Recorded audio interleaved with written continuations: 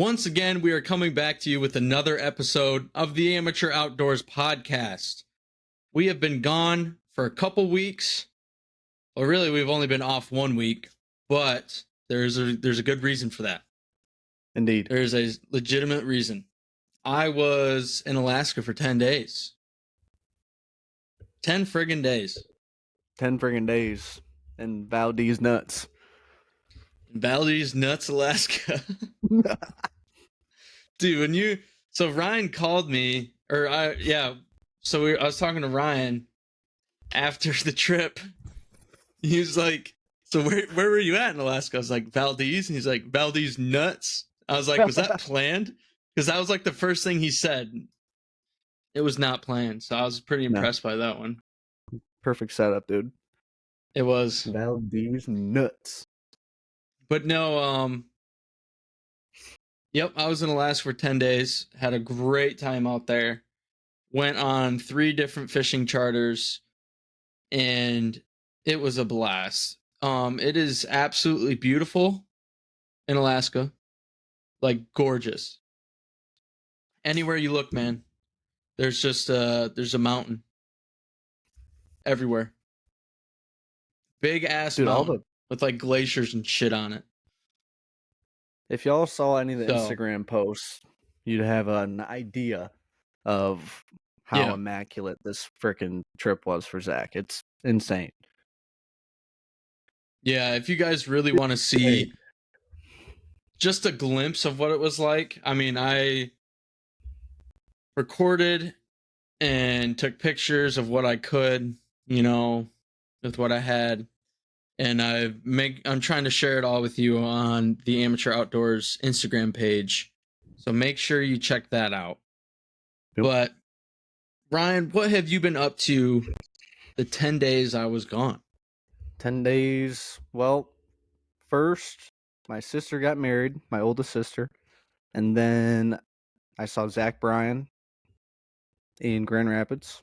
Probably one of the best concerts I've ever been to. That was pretty sick. Mm-hmm. And then I almost went and saw Tony Hinchcliffe in Royal Oak with a good buddy, Justin. He was on the pod. But instead, I had to work at Sportsman's Warehouse. But it was kind of cool because this elderly man walks in the store, and I do like a double take. I'm like, I look at him, then I look at him again. It's freaking Tim Allen. The Tim Allen. Buzz Lightyear. You saw the Tim Santa Allen. Claus. The Tim Allen, dude. Like the Santa Claus Tim Allen. Dude, yeah. I was working the front counter helping out, and he walked straight up to me. I'm probably just staring at him, like about to poop myself. Oh, yeah. And he's like, hey, where are the ski jackets at? And immediately I was like, what is he talking about? Is he going skiing in wintertime? But then I thought about boating. So I was like, oh, yeah, it's over there. And he just went on his merry way. He didn't, like, get trampled by anybody. Nobody was coming up to him like, oh, my God, Tim Allen.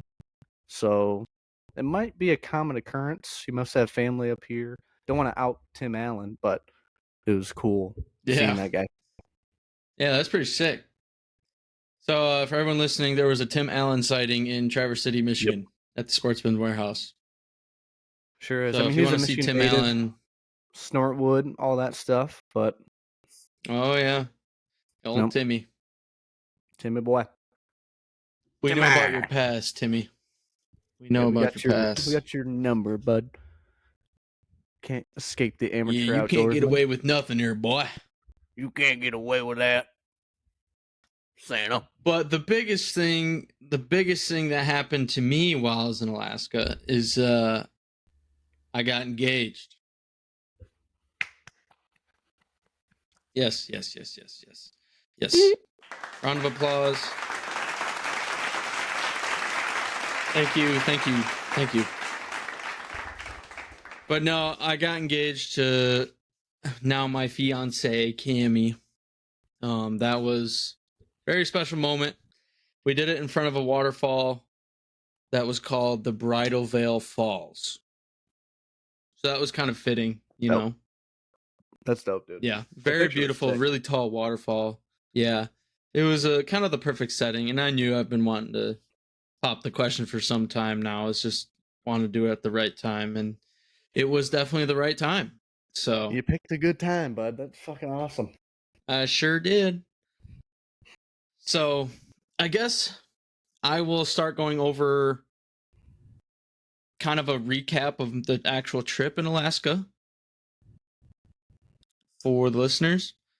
So we fly out there. It's a 5-hour flight to Seattle, 3-hour flight to Anchorage. So 8 hours of flying total. So not terrible. Still, That isn't as I bad as hate I would sitting think. down for that long. Yeah, it's not bad. On let me think.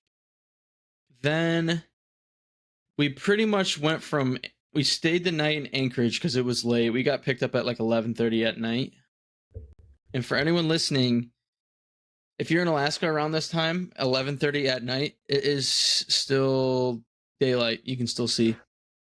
What would you compare 11 o'clock at night in Alaska to, like, right now in Michigan? What time would you compare it to? 11:30 in Alaska right now is probably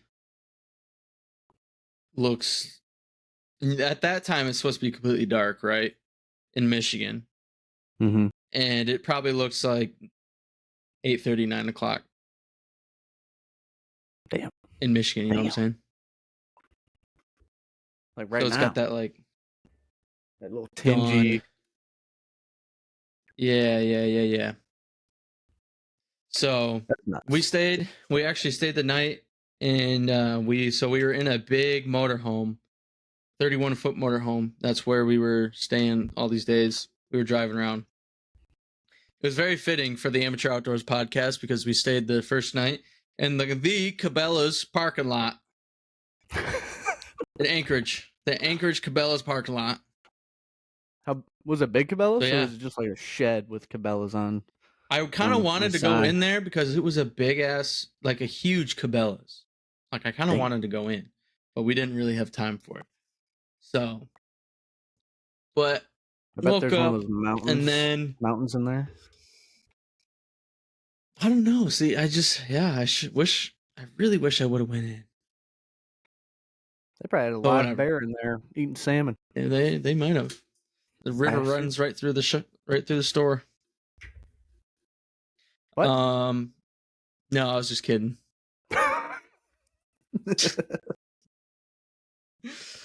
So after we woke up, got around, drove to Valdez Nuts, Alaska.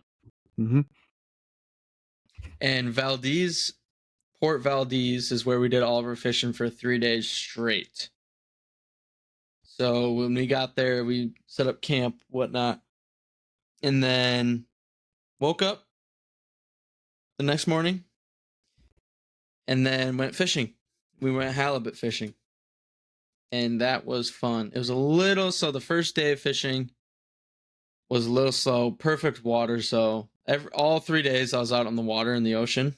Like the water was perfect. Damn. Just imagine going out fishing in the morning on just a smaller, local lake, and the water's just super calm, clear. That's what the ocean was like going out in the morning. How big was the boat that you were on the first time? Or were you on the same boat for every charter? I was on the same boat the first day and the third day. I would say the boat was about 21, 22 feet long. Good sized boat. Heck yeah. Maybe it might have been a little longer. Not sure. I didn't ask.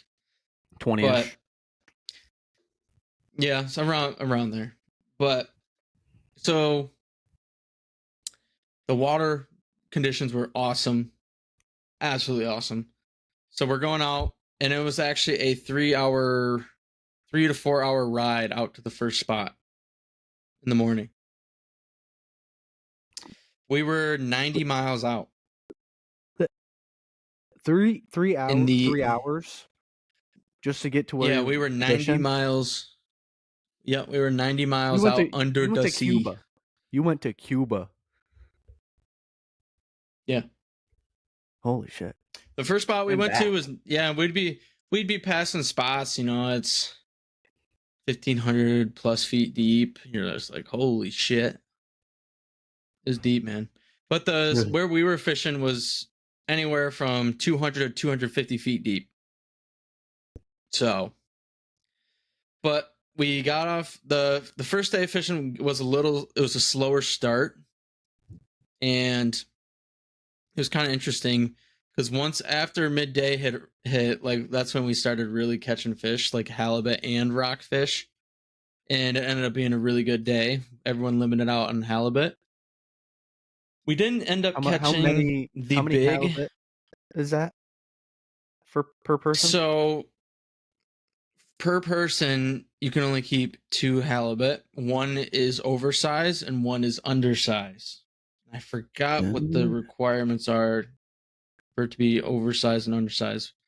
But you cannot keep 2 oversized halibut and you cannot keep 2 undersized halibut. It has to be one of each. Do they go by weight or do they go by like length of the fish? If you know. Length. Like for the undersized length? Yeah, it goes by length. So, yeah. And I believe, what was it? It was 2 rockfish per person. It was 2 or 3. I don't remember. But rockfish are some good eating, man. Same with halibut. We were catching the yellow eye rockfish, which it's an orange fish. There's like 16 different kinds of rockfish. So for me to kind of explain what kind of rockfish it is, I feel like it's almost pointless because there's so many different kinds that are like different colors and color patterns. And there's like 2 different classes of rockfish too. It kind of looked like a largemouth on steroids, but orange. It's pretty like much a an ocean you would bass. buy at Meijer. It's a sea bass. Yeah. It's a sea bass. It's pretty much, I mean, its mouth was like a bass. They don't have teeth. But they taste way better than bass, I'll tell you what. Damn. But do they taste like a little salty? No. Huh? No salt. So they were really good. Don't mind my dogs in the wieners. Damn it. But anyways, so we limited out the first day, and it was great. Water was awesome. Conditions were perfect. I think it sprinkled a little bit on us the first day out on the water, but nothing like bad. We didn't get wet. So great conditions. Second day, we wake up, kind of the same exact thing. Water conditions are awesome, perfect. It was cloudy in the sky every day there but one, which is kind of normal. But I mean, the conditions were perfect. Not super windy. The ocean was calm. Like, I mean, you literally couldn't ask for better conditions out on the Great Lakes. I mean, for real. So the second day going out, we're salmon fishing this time. Salmon. What kind of We're salmon? We're fishing for pink, silvers, and kings. Pink salmon, silver salmon, king salmon. We caught all 3. We didn't catch anything crazy. We limited out on salmon. The crazy part is, how many salmon? What's that? How many salmon per person? What was the number? 3, 6, 7? No. 6, It 5? depends on each salmon. So I think you can only keep 1 king per person. I can't remember all this stuff, but it is 1 king salmon per person, and then so on. But anyways, probably like 1 to 3 for the other ones or something. Yeah, it's like 2 or 3 for the others.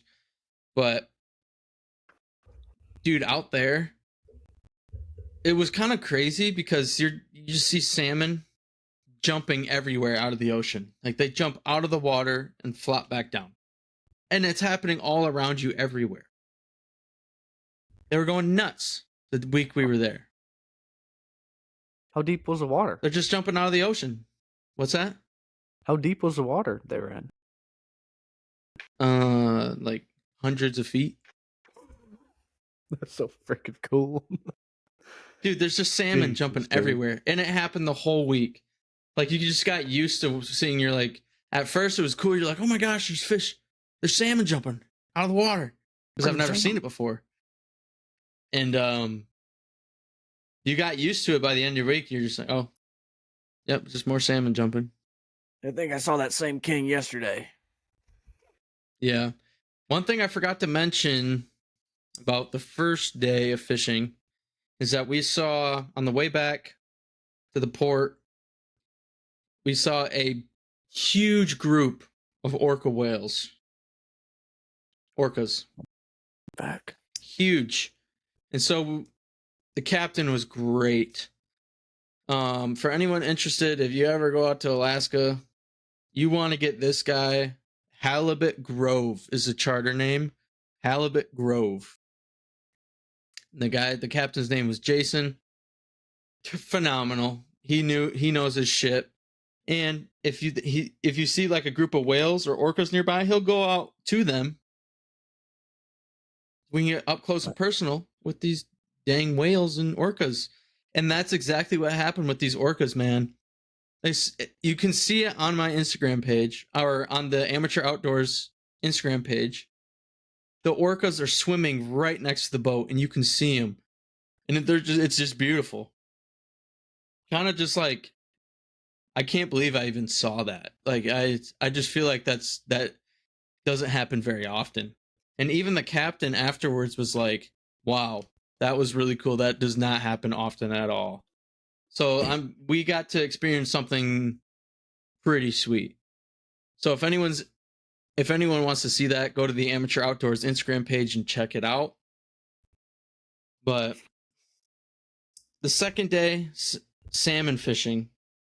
We didn't like the captain nearly as much as the first captain we had. Like at all. But that's all right. It is what it is. You know, you just don't know. But we caught a bunch of salmon. Doesn't matter. Saw a bunch of sea lions, glaciers, you know, icebergs. Cool stuff. Another good day on the water. Can't complain, you know. Third day. This was my favorite day.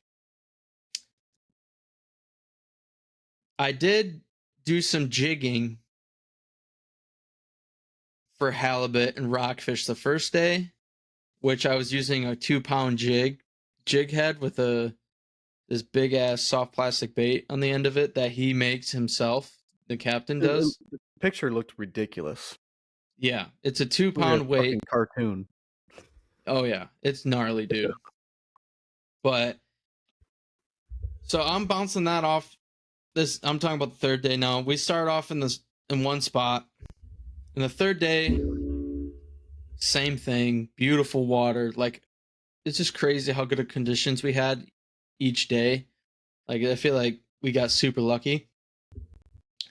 But today, or the third day, he was oh man, he was ready to put us on some fish. Because right off the rip, we're just catching lingcod.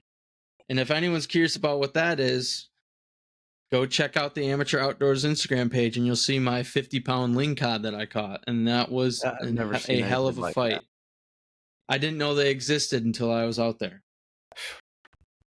So, gnarly fish, tons of super long, sharp teeth, gnarly looking fish, and they fight. And it was a lot of fun to catch jigging on the bottom of the ocean. So, very cool. That was definitely my favorite part, is jigging and feeling the fish. Because it's one thing, you know, to have your rod in a rod holder and just waiting for fish, and you're like, oh, it's on. You start reeling and it's in the rod holder. Yeah, it's cool. But oh man, that feeling of a big ass fish hitting that 2-pound jig and taking off with it and you can feel it all with the rod in your hand. And you just set the hook, and you got a big one. You don't know what you're about to set the hook onto either. You never know.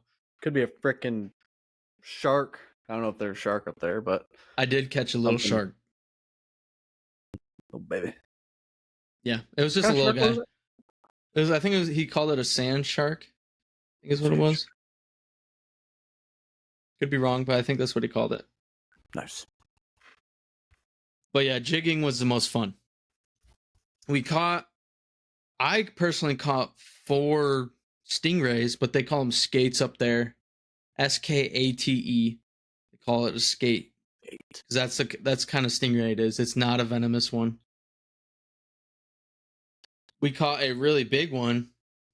And you have a skate on the end of your line by the way you reel in, because you have they don't fight at all. It's just picture bringing up a giant dinner plate in an ocean current through the water.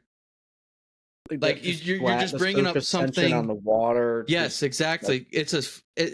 And you think about it, you're bringing up something that's extremely flat and big, and their mouth is on the bottom. So you're ripping up. So it's just even more. They're a pain in the ass to reel in. They don't fight, but literally you're just dragging the whole time. Your rod is bent the whole time. You don't get a break. Reeling in a freaking plane. Yeah, I mean it's the biggest one we got. That's also on Instagram. Check it out. That one took us a long time to get up. So what was the longest fight you had to get a fish in?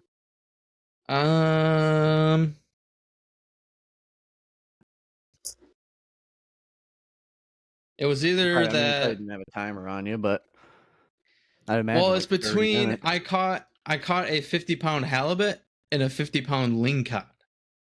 But I would say the fight was more fun with the lingcod than it was the halibut. I don't know which one lasted longer, but that's what she said. Exactly. But the lingcod definitely was my favorite fight. He was just pulling line. It was fun. Jesus.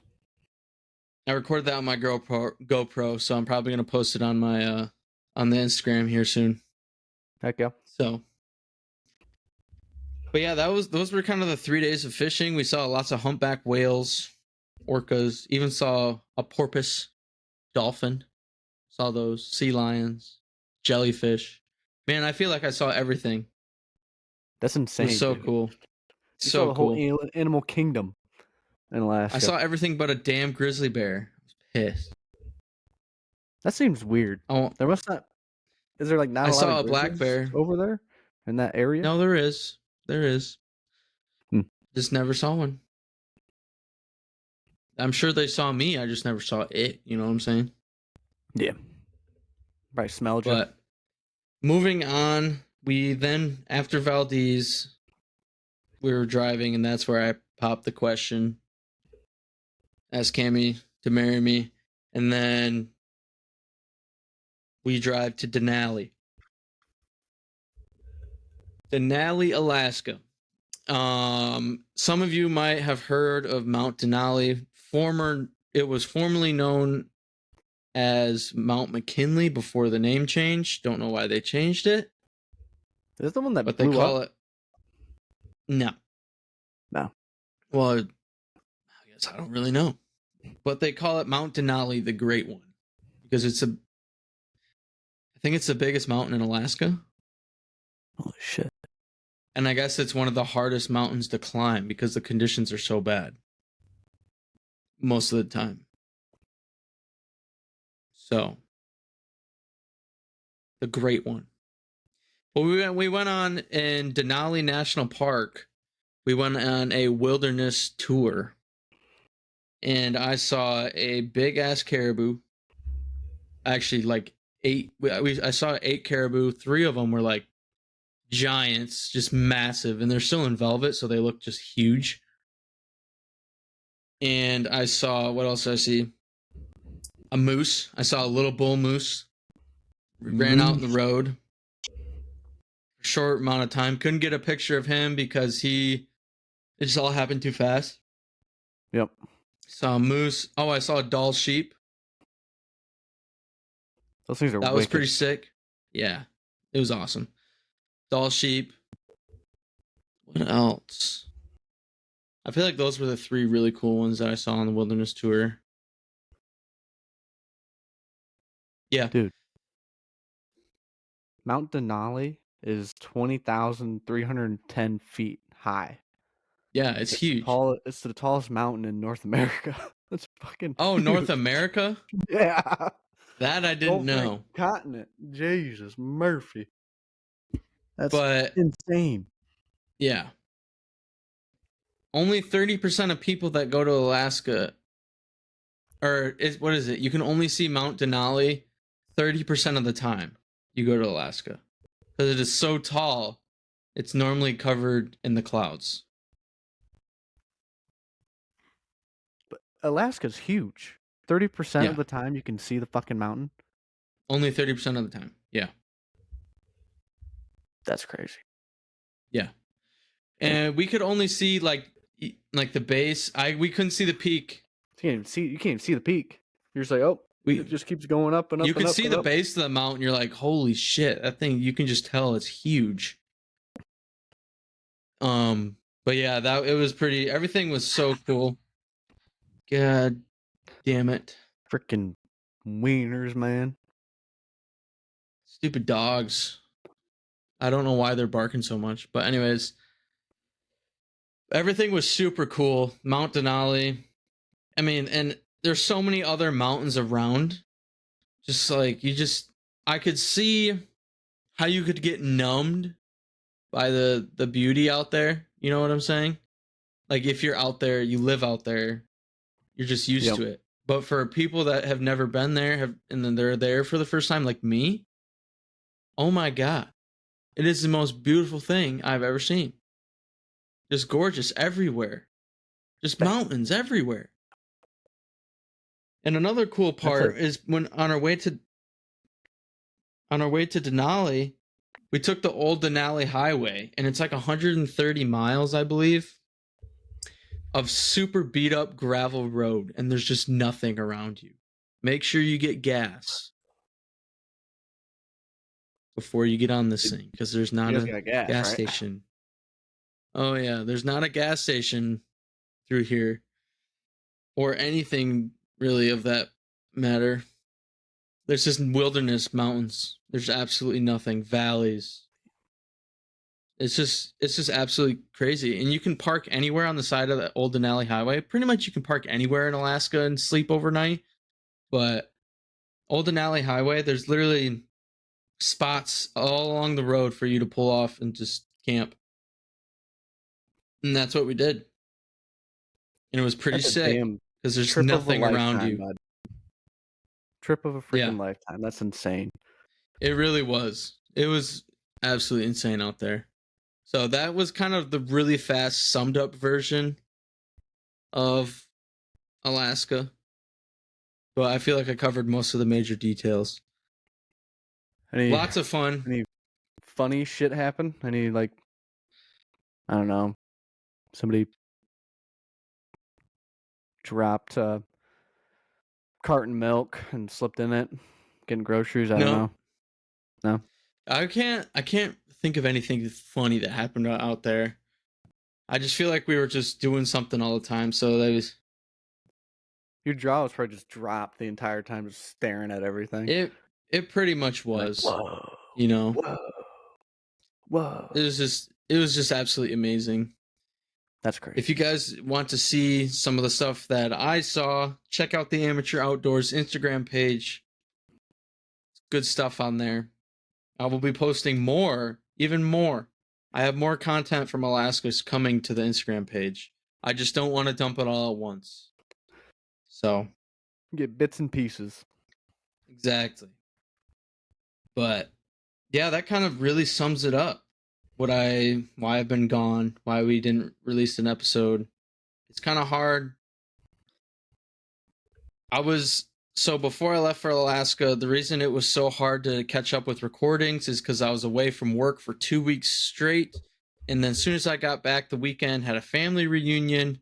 So I was gone that weekend, went to work Monday, left for Alaska on Tuesday. So it was just boom, boom, boom, boom. Yep. I've been so busy, and now I'm finally back. Got some life is feeling a little more normal now, which is perfectly fine by me. I can relax a little bit. Life is good, you know what I mean? It's about archery season. It's almost it's gonna be here, Dude. and it's gonna feel like tomorrow. It's gonna be dude. My bow is not sighted in. I don't know what's going on with it. It's giving me problems. Take it to Sportsman's, man. It's off. I'm the only. You're the only guy? Pretty much. I'm not the only guy, but everybody kind of knows the same things. So I'm gonna have to just figure it out. Because I haven't really shot. Like I shot before the wedding rehearsal at our Airbnb downstate. And got it a little bit adjusted, but it's just not there yet. It should be, but it's not. But I spent $300 worth of shit at Jay's this weekend. Dude, that camera arm or camera mount is gonna be sick. Yeah. So I've been following the Painted Arrow Outdoors for a long time now. I remember sending you a video of this. Their product wasn't even launched yet, and I saw a video. I'm like, that is sick. And I sent it to you and Travis. I'm like, when that releases, I'm going to get it. And I did. I got it over the weekend. Jay's Sporting Goods finally got it on their shelves, so I went over there, picked one up. Are they flying off? Was there like a good amount still there? They put it out the day before I got there. So it's just kind of crazy. Nice. Like they came on the scene so fast and they're just growing like crazy. I mean, dude, think about it. It's so easy. You don't have to buy a $500 camera. You don't have to buy anything. Dude, you don't have to buy I already put it on my bow for the tree. You just attach it to your stabilizer when you screw on your stabilizer. And it's amazing. It's perfect. It really is. It's like a perfect one of those like products you're like, hell yeah, this is sick. So yeah, dude, that's gonna be so easy. Not have to worry about camera arm, because I've used a camera arm before and it's hard. It's hard to film like that. So having it right there on you, that's gonna be freaking sick.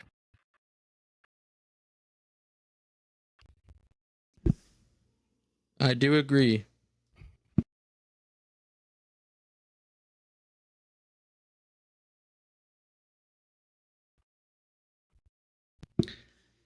Sorry for the little pause there. Frog in your throat? No, I'm trying to get the dogs to stop. No. Being loud. They're being a bunch of. We see the amateur outdoors isn't big enough to have our own studio yet, so I can't afford to buy my own space to record. So I'm in my living room. I have dogs at home. Yeah, I'm in our computer room, which I guess is perfectly fine, but I have dogs in the house. I think my dog's sleeping. But yeah, what I bought this weekend, I bought this one wasn't needed, but I wanted it. It was a solar pack for my trail camera, so I don't have to keep running out and putting batteries into it. That's nice too. And so I went out to the property, made sure all the cameras are good, put some stuff out, some mineral blocks and stuff. Did all that, bought some more arrows. What kind? Yeah. I bought some gold tip Hunter XPs, the black label. How many grains per inch? 400. Oh no, sorry. I'm retarded. 8.2. 400. Sorry. 8.2. Nice. Those are gonna be zipping. Yeah, that's what I've been shooting. That's what I've shot in the past. So, and I've shot 350s and a few others, and the 400s I feel like work with my bow the best. Yeah. Dude, that's a gripe I Because have I've played around with arrow companies. with. A 400 Easton might not be the same as a 400 Carbon No, Express. it's not. Or they're all freaking Yeah. different. I don't know why they do that, but I have 400 Eastons, and they shoot completely different than the gold tip arrows that I have. is it a good thing? Yeah. Well, the gold tip arrows shoot way better. Yeah. So, Damn. I've seen the ones that for me, like anyways. Ted Nugent. It's like a zebra or something for those. Yeah, I don't know what arrow is like considered the best one. I haven't done a ton of research. I just know I bought what's good for me. I mean, they're gonna work. Yeah, it's Yeah. it's an arrow. If you're paying $60 for a box of arrows, I mean they better be You flying can't straight even and get doing a a decent box job. at Jay's, dude. Oh It's yeah, you just got it. $12 an arrow. Jesus Pluck them out. $12 an arrow. Actually, shit. I think it was more than that. I don't remember. I don't know if I just remembered. I'm gonna do the full metal jackets from Easton, something from Carbon Express. That's really what I'm bouncing back and forth between. Did you ever see Travis's arrows with his Bowtech? Did you shoot in Carbon I Express? forgot what they.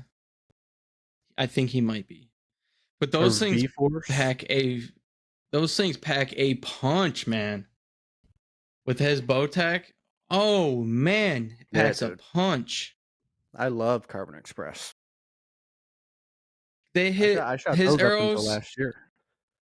Yeah, his arrows smack way harder. Well, obviously his bow is a lot better than mine, but oh man, it smacks that target faster and way harder than mine by a long shot. He pulls 80, I think. Doesn't he? 70 or 80, one of the two. I thought it was 70, but it could be 80. I can't remember.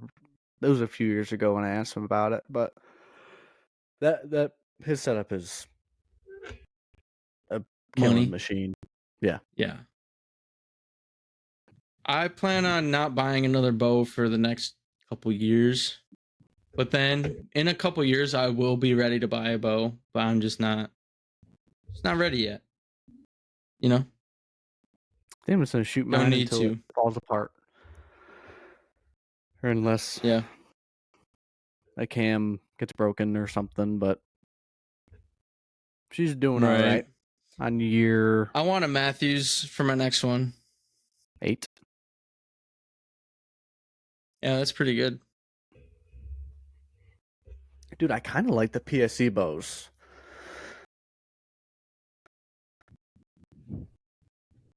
I want a Phase 4 Matthews. That's what I want. Matthews is probably top They're dog. like $1,300. Yeah.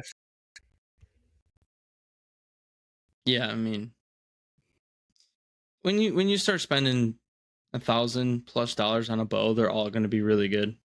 Yeah. I mean, obviously there's some at some point. Yeah, exactly. So, well, do you have anything else to cover in this episode, Ryan? Well, in about a week, my binoculars will be on my persons. So I'm going to do some scouting on some public spots that I've been at quite a few times. Some very good glassing for river bottom. I can pretty much see the entire river bottom from some spots. So I'm going to pretty much take it an evening and watch them and see where they're coming out of, where they're going, and get a good idea for the 1 week I get to get in there and get it done. There you go. Hell yeah. Yes, sir. I plan on going back out to my hunting property, getting some more stuff done, and just prepping again. I need to shoot my bow some more. So you get Big Mac on fun camera. Stuff. I know. I'm waiting, dude. The SOB.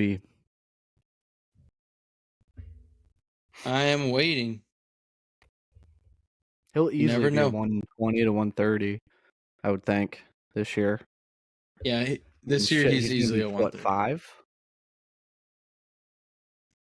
5? He might end up being like a 140 if he got the length on his tines, like he was supposed to. But we will see. I don't know. Heck yeah. I guess we'll never know. So, or another beast claims the property. Yeah, we'll see. We had a few decent shooters on the property last year. Obviously, Big Mac was the biggest one. He was the main focus, but well, that about covers everything for this episode. Don't you say, bud? It does. It does. Well, cool. Thank you all for listening to this episode of the Amateur Outdoors Podcast. Make sure you follow us on Spotify, Apple Podcasts, and Google Podcasts. We are also now on Google Podcasts. Make sure you check out our Instagram page at the.amateur.outdoors.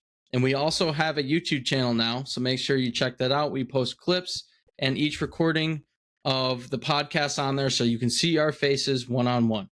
So, we are everywhere, that being said, people, everywhere. Yes, you can find us. That being said, we are signing off. Thank you guys for listening.